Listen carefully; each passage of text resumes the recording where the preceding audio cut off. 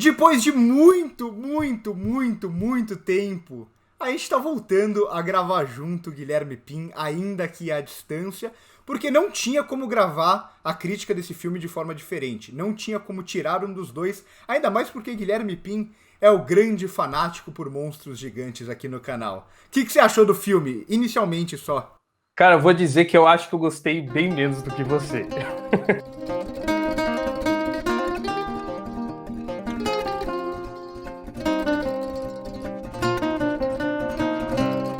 Esse filme já começaram a sair as críticas, acho que é bom a gente adiantar que se trata de um filme que vai estrear nos cinemas brasileiros no dia 28 de abril. O Brasil vai ser um dos últimos países do mundo a receber o filme, porque a Warner não quis colocar para aluguel e a situação aqui com os cinemas tá tudo fechado e tal. Cara, eu vou falar que eu acho que o meu maior problema com Godzilla vs Kong é a falta de coerência com o universo. Porque a Warner meio que assumiu que ia fazer ali entre aspas, um multiverso entre os monstros, né? Tanto que os filmes, eles se conversam muito entre aspas, assim, e quando eles concluem no Godzilla vs Kong, você percebe todos os erros e como eles foram puxando o que eles queriam conforme os filmes, né? Então, o primeiro filme lá de 2014, se não me engano, ele já traz um drama familiar com o Godzilla aparecendo. Aí o Godzilla 2 já é tudo que o primeiro filme não tinha, né? Que é só a batalha entre monstros. E aí vem o Godzilla vs Kong e tenta trazer esse equilíbrio, só que eu acho que justamente pela falta de coerência entre os filmes, ele acaba perdendo muito, principalmente em relação aos próprios monstros. O Godzilla, você percebe aqui que ele teve uma redução de tamanho absurda para se igualar ao King Kong, o que eu acho uma ideia um tanto errada, no sentido de que você poderia explorar o melhor dos dois monstros, sendo eles muito diferentes. Então, o Godzilla com o seu tamanho e sua força, e o Kong com a sua agilidade e a sua habilidade. Então, acho que igualar os dois, acho que perde muito nesse sentido, apesar de serem batalhas maravilhosas de assistir. Então, mas será que não foi o Kong que cresceu? Porque a gente viu o Kong no outro filme, um Kong mais jovem, né? E aqui a gente vê um Kong teoricamente um pouco maior. Isso eu confesso que não me incomodou. Acho que todo o senso de escala do filme, de proporção, pra mim funciona muito bem. Esse é um filme dirigido pelo Adam Wingard, e você falou sobre a falta de coerência e tal. Eu acho que os filmes do Adam Wingard, num geral, você não pode levar tão a sério, assim, de pensar o roteiro e falar, tudo isso tá muito bem encaixadinho, tudo faz muito sentido. Eu acho que nenhum dos filmes dele funciona dessa forma. Até se você pegar, ele tem o Death Note, que foi o que ele ficou mais famoso, que é horroroso, mas ele tem outros dois filmes que eu gosto, que é o Você é o Próximo e O Hospedeiro, eu acho que esse é o título em português, não, o Hóspede, acho que é o Hóspede em português o título, que são dois filmes que tem uma pegada meio de terror barração, que você meio que ignora um pouco a coerência narrativa para se preocupar muito mais com aquilo que é o foco da trama dele. E eu acho que aqui o foco tá muito na ação, na luta desses dois monstros. E eu acho que ao mesmo tempo, eu não acho que tem muito humano aqui, e eu não acho que o arco dos humanos seja tão ruim como tá todo mundo falando. Eu acho que ele é ok, é funcional. Eu acho que ele faz alguma coisa muito bem aqui, que é você trazer o público para mais próximo do Kong. Naquele debate que todo mundo fala, você é time Godzilla ou time Kong? Aqui a direção é totalmente Kong. A gente vê... Assumiram o lado. Total, a gente vê isso desde a primeira cena, quando a gente vê ali o Kong meio que tentando criar um pouco de humor com o Kong ali dentro da Ilha da Caveira, que a gente descobre o domo depois, e a relação dele com a menininha, que é uma relação mais dramática, até como ele filma o Kong, as expressões do Kong, você vê aquilo como, nossa, esse é o cara que a gente tem que torcer, esse é o monstro gigante que não é tão um monstro assim. Então... É um certo deboche em relação ao Godzilla durante a luta, né? Ali, né? De trazer uma certa expressão de deboche no monstro e fazer ele realmente ser aquele monstro pra gente temer, né? E olhar o Kong com um olhar mais próximo da gente. O que, assim, teoricamente é o que faz mais sentido, né? O símil, ele tá mais próximo do humano do que o réptil. Então, ali, ele assumir isso tem um sentido dentro da história. E eu acho que ele muda a forma como o Kong é apresentado, que no filme do Kong ele é mais um vilão mesmo, apesar de ter o personagem de Samuel Jackson ali, que era um vilão também e tal, ele era um pouco mais vilão naquele filme. Enquanto o Godzilla, ele sempre foi mostrado aqui como um kaiju, como um deus inalcançável, assim, ele nunca teve, por mais que eles tentem criar um vínculo dele com alguns personagens humanos no segundo filme, pra mim aquilo é o que menos funciona naquele filme, e é justamente porque o Godzilla ele nunca tem essa aproximação com os humanos nos filmes. Então eu gosto da escolha do Adam Wingard de, realmente, esse é o não só dele, né, como dos roteiristas, que aqui tem 5 roteiristas pro filme, o que mostra até um pouco do problema, alguns problemas de coerência do roteiro e tal, mas ele faz essa escolha que eu acho interessante. Esse é o nosso foco, esse é quase o ponto de vista dos humanos dentro dessa briga que meio que supera todos os humanos. E eu acho que isso fica muito claro até nas cenas de luta. Uma coisa que me incomodava, e eu acho que te incomodava também, acho que incomodava todo mundo nos outros filmes, principalmente no Godzilla 2, é aquele negócio de vamos colocar monstros gigantes, só que a gente tem que colocar os humanos no meio do caminho. Então como que a gente faz? Eles ficam brigando e aí a gente tem cortes para os humanos ou reagindo, apenas a cara da reação para aquela luta, ou explicando alguma coisa tipo, ele está tentando fazer tal coisa, como se o público fosse incapaz de ver aquilo. Nesse filme, isso praticamente não rola. Eu acho que ele deixa muito mais as lutas fluírem, ele deixa muito mais o drama e a ação funcionar dentro do contexto desses monstros. Pra que humano nesse meio? Quando esses dois caras estão se batendo, estão destruindo a cidade, não tem nada que um humano possa fazer ali no meio que vá interferir ou que vá agregar de alguma forma. Eu acho que ele faz isso muito bem nesse filme. E quando interfere também tem um objetivo concreto ali, né? Na parte final a gente tem uma interferência humana que acaba influenciando um pouco na briga ali. E então essas participações específicas acabam ajudando. Só que eu ainda acho que, por exemplo, fazendo uma comparação com Círculo de Fogo, que eu acho que faz um equilíbrio muito bem feito em relação ao humano e monstro, né? De trazer esse drama e todo o impacto da briga nos seres humanos, aqui eles simplesmente descartam isso, realmente, como você falou, eles focam muito na briga, só que eu acho isso um certo problema, porque quando você tem um foco nos humanos, e aí durante a briga você esquece os humanos, eu acho um certo problema isso, porque eu acho que quebra um pouco a relação, porque a gente tá seguindo um núcleo ali que é pra gente se importar, só que ao meu ver, eu não me importei com nenhum personagem humano nessa história, eu só me importei com os monstros, então quando ele força essa conexão com os humanos ali, e aí na briga ele simplesmente descarta,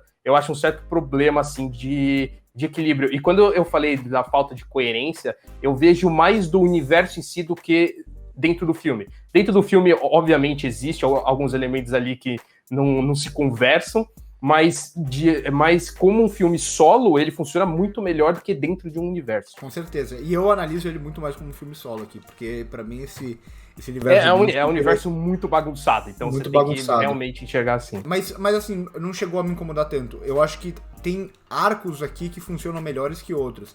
Tudo que envolve a Millie Bob Brown, o Brian Tyree Harry tentando fazer piada e o outro menino lá que faz o Deadpool, pra mim aquilo tudo não funciona. Pra mim pra mim é horrível, pra mim é péssimo.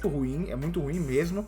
Não, e eles usam a Millie Bob Brown justamente para ser esse contraponto do Kong, né? Ele cria essa relação muito forte com o Kong, e aí usam ela para falar, não, o Godzilla não é tão ruim assim. É quase como se fosse, tipo, uma menininha de um lado e uma menina um pouco mais velha do outro, assim.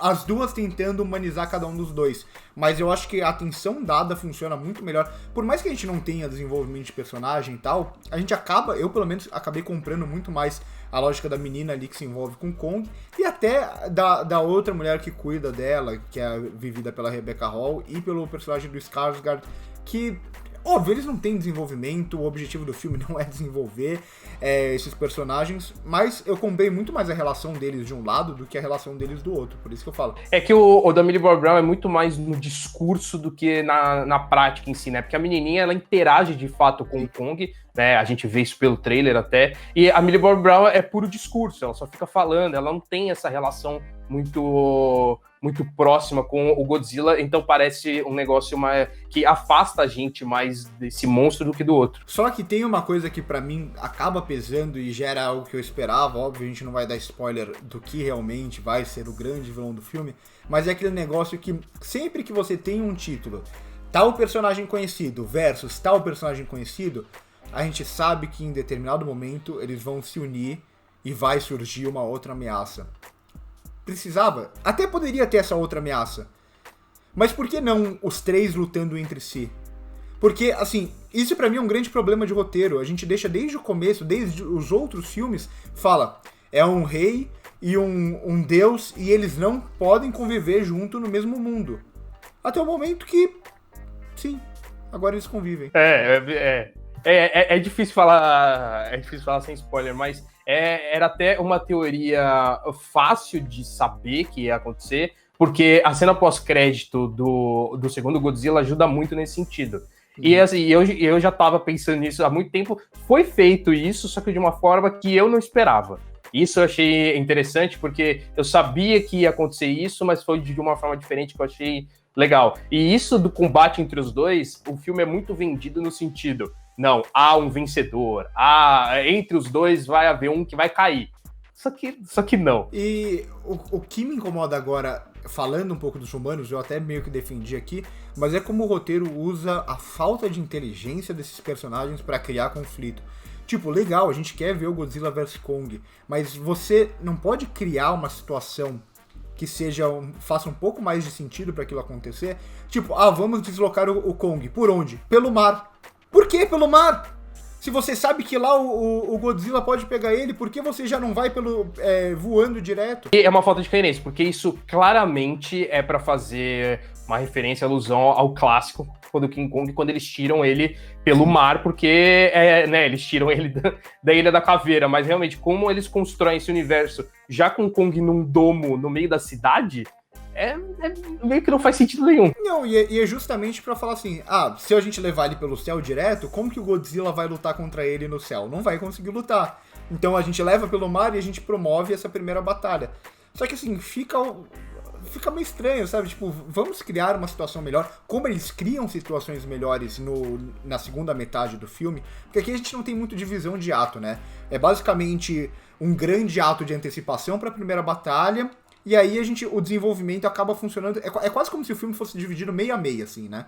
Primeira metade de antecipação, segunda metade de pancadaria. Que é sensacional. E acho que a gente pode entrar um pouco nisso.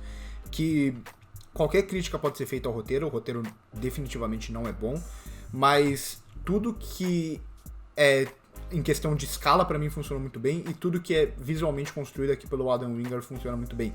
Desde o CGI dos dois monstros, que é fantástico, até como ele fotografa tudo isso, né? Como ele traz meio que um spoilerzinho dos dois o tempo inteiro na fotografia, com aquele azul meio esverdeado que representa o Godzilla e o laranja que representa o Kong. Então eu acho que tudo visualmente funciona muito bem no filme, e acho que é por isso que as lutas funcionam muito bem também. Sim, não, e até o uso de movimento de câmera, né? Ele não fica só num padrão, ele usa elementos muito diferentes ali, que tornam, eu acho que, a batalha um pouco mais dinâmica e mais diferente também.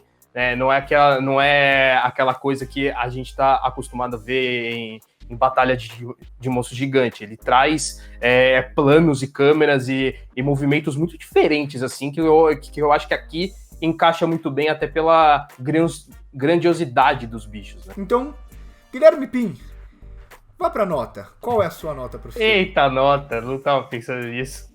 Mas eu acho que eu vou de um bom 7, assim, que eu acho que o filme ele funciona muito bem na proposta crua de batalha, mas aí quando a gente analisa ele como um todo, com uma história coerente, é o que menos tem. Um vilão genericaço e totalmente descartável, mas assim, a proposta do filme, se era as batalhas e grandiosidade, eles conseguem, e quando eles diminuem e mostram mais um micro, eles erram muito. Então eu acho que nesse equilíbrio, acho que o 7 tá de bom tamanho. Eu vou ter que concordar com a nota, vou dar um 7 também. A gente vê como a gente é diferente. Eu acho que eu gostei mais do filme e mesmo assim a nossa nota é muito parecida. Porque assim, tudo bem, vai ter. Eu sei que vai ter aqueles comentários. Eu não me importo com os humanos, eu quero ver luta dos monstros e tudo mais.